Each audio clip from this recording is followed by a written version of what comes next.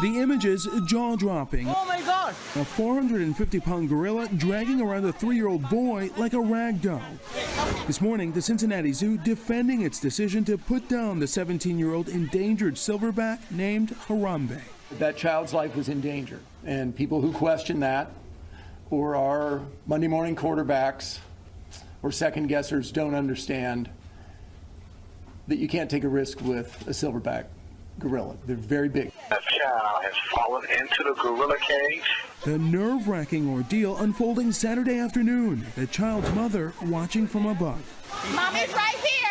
Authorities say the child climbed over the 3-foot barrier, made his way through wires and bushes, and then plunged the 15 feet into the moat. The gorilla cornering the boy and then picking him up. This child was being dragged around.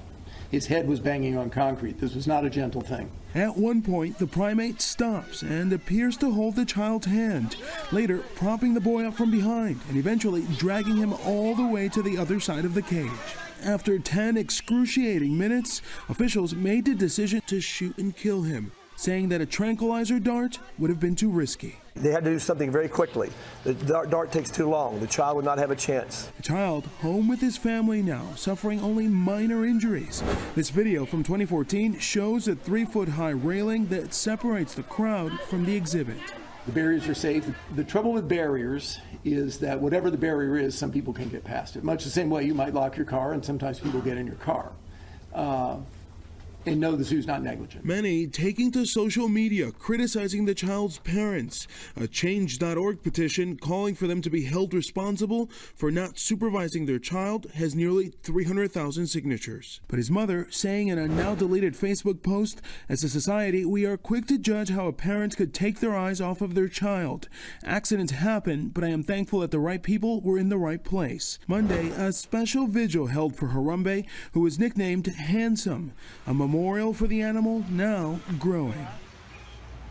And now word the federal government is investigating the incident. The gorilla exhibit here set to reopen on Saturday. Robin? All right, Alex, thank you. And joining us now from Miami is wildlife expert and communications director at Zoo Miami, Ron McGill. Thank you for your time this morning and your insight here, Ron. So the zoo there in Cincinnati, they stand by the decision that they made. Did they make the right decision, in your opinion?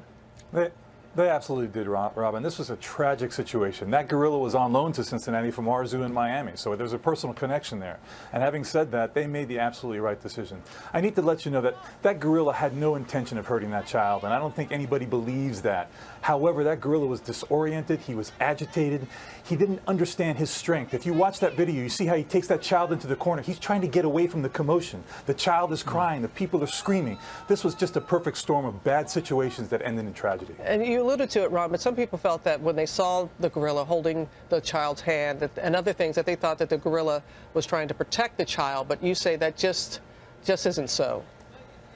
Well, I don't think he's trying to protect the child. He's confused. He certainly wasn't trying to hurt the child, right, but he didn't understand his strength. And when you see him whip him through the water like that, as the director said, that child could hit his head on the concrete.